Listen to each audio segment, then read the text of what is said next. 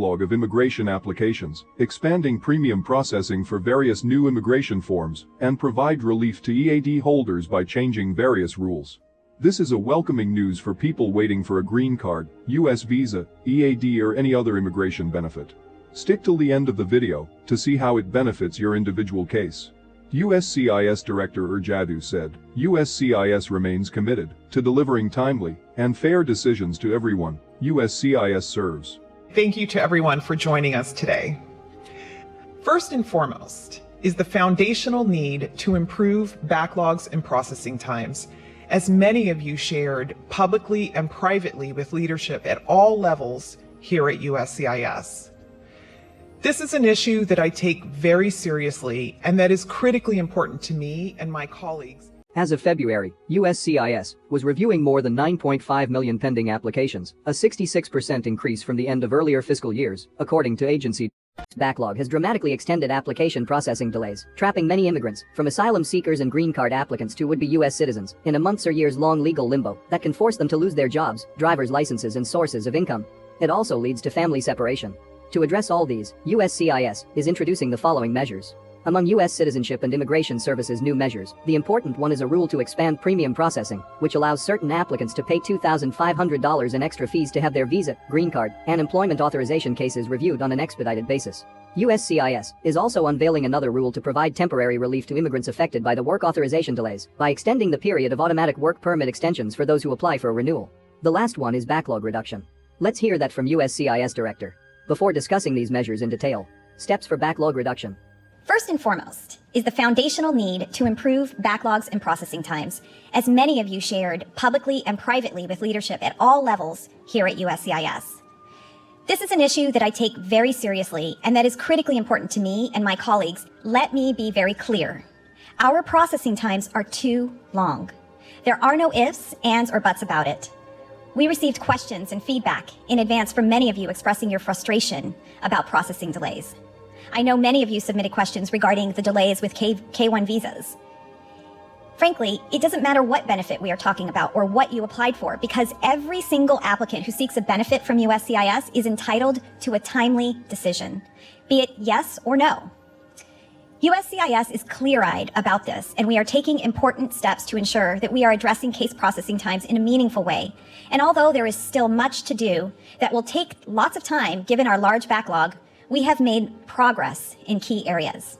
For example, in July of 2021, USCIS eliminated its so-called front log of unopened applications, down from over 1 million in January of 2021. We've also reduced the queue for applicants waiting for biometric services appointments at application support centers. This queue had grown due to rescheduling and new physical distancing measures to protect the health and safety of our workforce and applicants during the pandemic. Today, the biometrics queue is a manageable 83,000, down from over 1.4 million in January of 2021. One important note, I am fully aware that backlog reduction is directly linked to staffing. This means hiring more officers and support staff, and we have been working diligently to bring on new staff to fill many existing vacancies that could not be addressed during the hiring freeze we recently experienced due to our agency financial issues in 2020. Now that we have a stronger financial picture, we are hiring, and we have established new positions. In addition to hiring more staff to adjudicate cases, we are using all available policy and operational levers within the law to reduce both the number of pending cases and overall processing times. But there is much more work to be done. New USCIS cycle time goals. U.S. Citizenship and Immigration Services is setting new internal targets for its employees to reducing those backlogs. These goals are internal metrics that guide the backlog reduction efforts for the USCIS workforce. The agency's publicly posted processing times show the average amount of time it took USCIS to process a particular form from when the agency received the application until a decision was made on the case. Internally, USCIS monitors the number of pending cases in the agency's workload through a metric called cycle times. A cycle time measures how many months' worth of pending cases for a particular form are awaiting a decision. As an internal management metric, cycle times are generally comparable to the agency's publicly posted median processing times. Cycle times gauge how much progress the agency is or is not making on reducing our backlog and overall case processing times. USCIS will increase capacity, improve technology, and expand staffing to achieve these new goals by the end of next fiscal year. Number 2. New premium processing options for other immigration benefits. New premium processing options for more immigration benefits will be added in a Department of Homeland Security rule. This measure would allow premium processing for more form types, giving applicants the option to pay between $1,500 and $2,500 in additional fees to expedite their applications. Premium processing is currently only available for H-1 work permit applications and some employment-based green cards. The new measure, which goes into effect in 60 days, will extend premium processing to the various new employment and family applications. So all the I-140 petitions, including for the EB1.C category and for EB2 national interest waivers which never had premium processing, will get the premium processing option. Similarly, Form I-539 applications, which are used to apply for changes or extensions of status for most dependents including H&L visa holder spouses, along with F1 students, B1, B2 visitors, etc. will get premium processing options in phased manner. Form I-765, which is used to apply for an employment authorization document, EAD, will also get premium processing options in phased manner. Number 3. Automatic extension of EAD for additional cases. The final measure would increase the automatic extension period for work permit renewals, providing relief for hundreds of immigrants stuck in limbo as they wait for permission to work. Work permits, generally valid for 2 years, are automatically extended for 180 days once visa holders have applied for renewals. But unprecedented delays in processing renewals have left many immigrants stuck in a waiting game, or worse, without jobs once their work permits expire. USCIS will increase capacity, improve technology, and expand staffing to achieve these new goals. Faster processing by hiring more resources.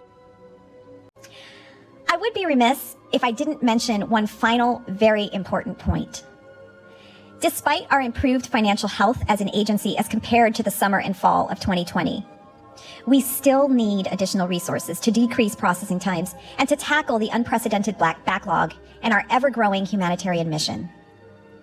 While we are fully committed to do all we can to remove unnecessary bureaucracy and policy that slows us down and has no basis in law, sound policy, or security and integrity, there remains a clear need for additional resources at USCIS.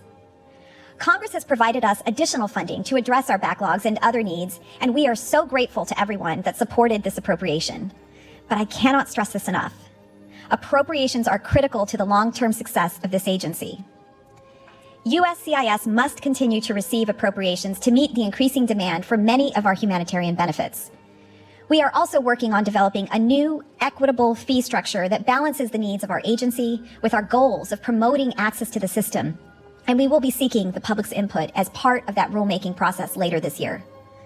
This rule will be critical to the success of our mission, and even more critical if USCIS continues as a primarily fee-funded organization without appropriate congressional funding.